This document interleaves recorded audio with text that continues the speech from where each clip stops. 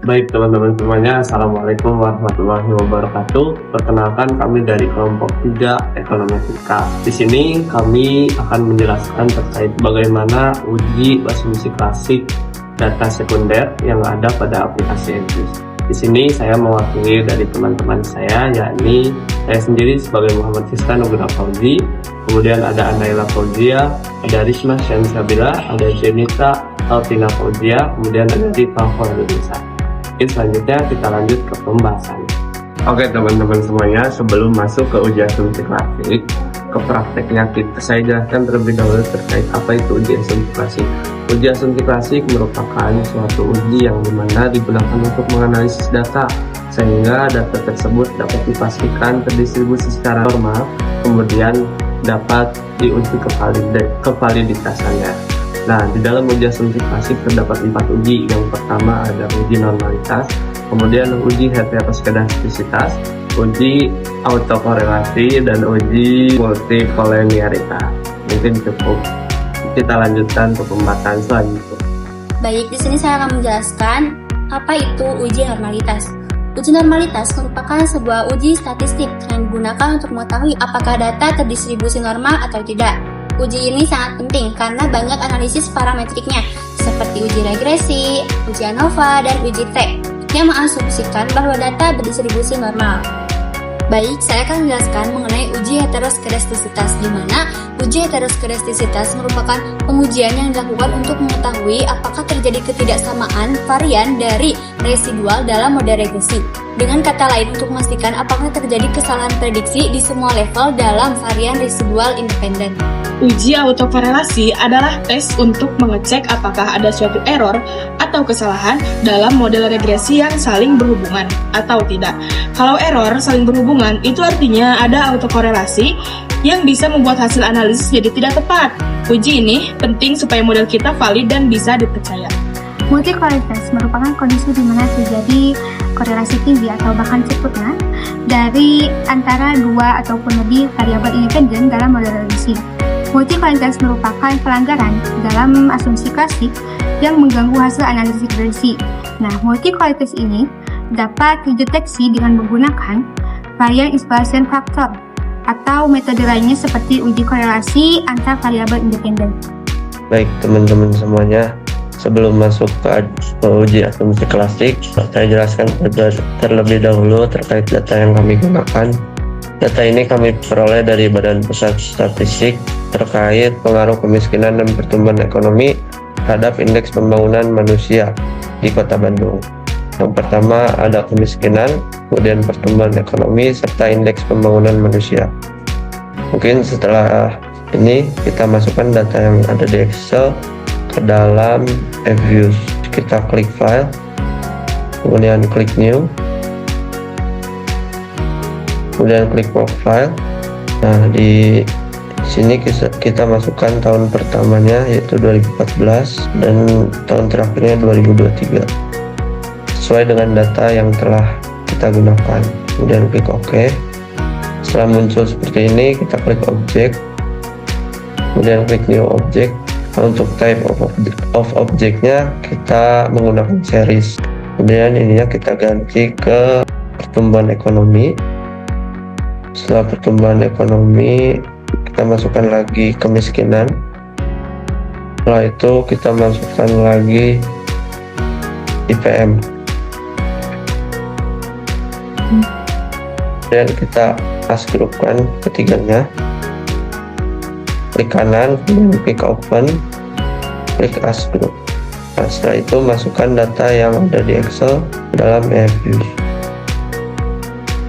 Klik yes. Nah, setelah muncul, kemudian kita klik quick, kita klik estimate equation, kemudian masukkan rumusnya, yaitu IPM spasi C spasi PE spasi KM. Setelah itu klik OK. Nah, setelah muncul seperti ini, kita lanjutkan ke uji selanjutnya. Sekian dari saya, terima kasih. Baik, selanjutnya yaitu uji normalitas. Caranya yang pertama itu klik view, lalu ke residual diagnostik, Terus pilih histogram normality test. Nah, di sini sudah ada hasilnya. Uji normalitas ini dilihat dari nilai probability Jarick-Weberanya. Interpretasinya, diketahui nilai probability Jarick-Weber sebesar 0,865921. Nah, artinya itu lebih dari 0,05. Maka dapat disimpulkan bahwa data berdistribusi secara normal atau asumsi uji normalitas data sudah terpenuhi. Sekian dari saya, uji selanjutnya akan dilanjutkan oleh rekan saya. Baik, untuk selanjutnya adalah uji multikolinealitas. Di uji multikolinealitas, kita klik view. Di view kita klik koefisien diagnostik dan kita pilih varian inflation factor. Nah, di sini sudah ada hasil multikolinealitas dan kita bisa melihat di nilai DIF di mana dikatakan terbebas dari uji multikolinealitas apabila nilai variance inflation factor ini lebih kecil daripada 10. Nah, apabila nilainya lebih kecil dari angka 10, maka dapat disimpulkan terbebas dan juga tidak terkena multikolinealitas. Baik, sekian, untuk selanjutnya akan dilanjutkan oleh teman saya. Baik, selanjutnya saya akan melakukan uji heteroskedastisitas. Yang pertama kita masuk ke if-use. Pertama kita masuk ke view, lalu ke residual diagnostic, lalu heteroskedasticity test. Kemudian kita klik Gleiser, lalu OK. Nah, uji heteroskedastisitas dapat dilihat dari nilai probabilitasnya.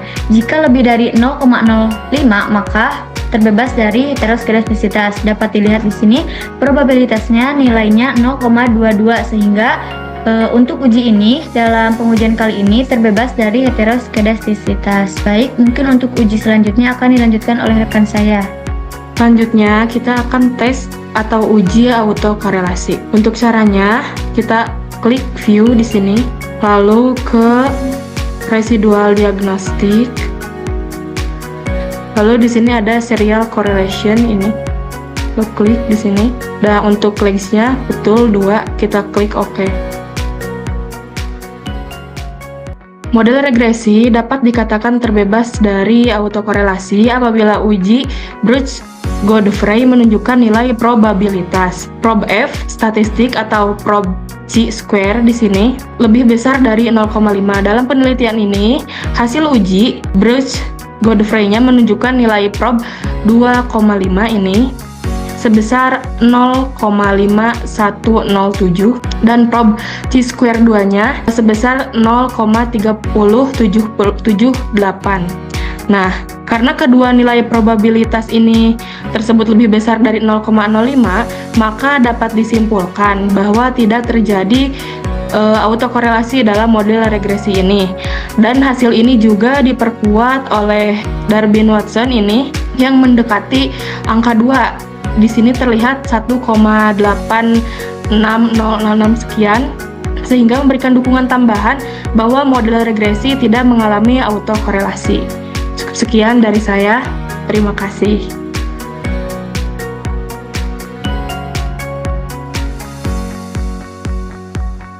Oke teman-teman, bagaimana pembahasannya nih? Semoga dapat bermanfaat bagi teman-teman semua ya.